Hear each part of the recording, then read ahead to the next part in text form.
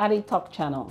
AI could grow Africa's economy, but what happens without electricity and internet? Well, my friends, African cities, rural communities, mobile phones, power lines, and young people using computers. What good is an AI farming tool when a farmer cannot charge a phone? What good is an AI tutor when a school has no reliable internet? And how can an African technology company compete globally when electricity goes off several times a day? Now, artificial intelligence could help Africa improve agriculture, healthcare, education, business, and government services. But there is one important question. Can Africa benefit from AI without reliable electricity and affordable internet? That's a very clear and critical question to ask. Now, my friends, welcome back to AdiTalk Show channel, where important African stories receive deeper analysis. Now, let's look at artificial intelligence. Artificial intelligence is already changing how people work, learn, and conduct businesses across the African country. Now, across Africa, farmers could use AI to receive information about rainfall, crop, diseases, and market prices. However, health workers could use it to support patient screening and early diagnosis. Teachers could prepare learning materials more quickly, while students could receive personalized academic support with the help of AI. Now, small businesses could use AI to create advertisements, manage records, and reach new customers across the board. The economic opportunity is significant.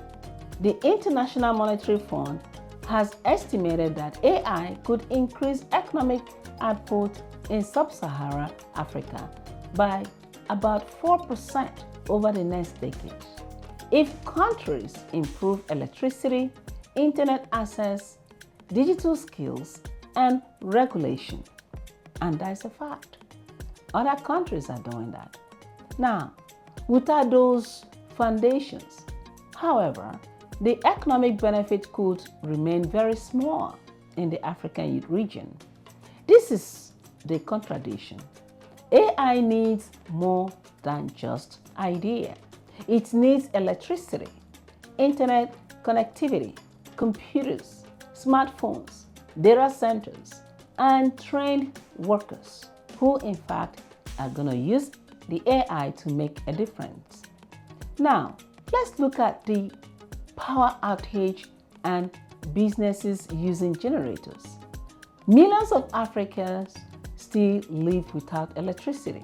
Even in many connected cities, businesses and households experience regular power outages, and this has become the norm in the African continent. Companies often depend on generators, batteries, and private solar systems.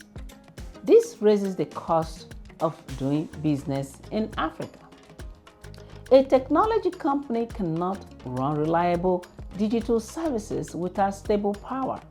A school cannot depend on AI learning tools if its computers cannot be charged or even be turned on. Now, a clinic cannot rely on digital health systems if electricity disappears during patient care. Electricity is therefore not separate from Africa's AI future. In fact, it is the foundation of it. Now let's look at mobile towers and people using smartphones across the continent. Internet access is another major barrier. In some communities, network coverage remains weak, and in others, internet service is available, but smartphones and mobile data are too expensive.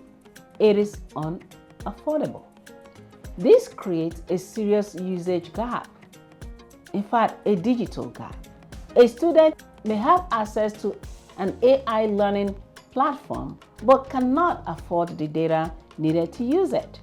A farmer may need digital information but live in an area with poor connectivity. A young entrepreneur may spend a large part of his company's income on internet service and generator fuel. Now, under these conditions, AI could benefit many wealthy urban communities, while rural and low-income populations fall further behind. There is also the question of who develops Africa's AI systems. Many powerful AI tools are created outside the continent, none created within the continent. They may not fully understand African languages, cultures, or local realities. Africa must not become only a consumer of foreign technology. Governments, universities, and businesses must invest in Africa developers, researchers, and entrepreneurs. AI training should also go beyond software engineers. Teachers, farmers, journalists, nurses, public servants, and small business owners must learn how to use these tools responsibly. Developers should create applications that work on basic smartphones, use less data, support African languages, and remain useful when connectivity is weak.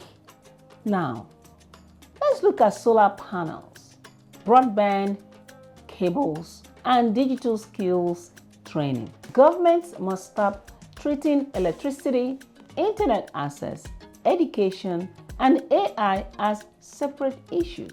Africa needs an integrated strategy that expands reliable power, affordable broadband, digital education, and local technology industries at the same time.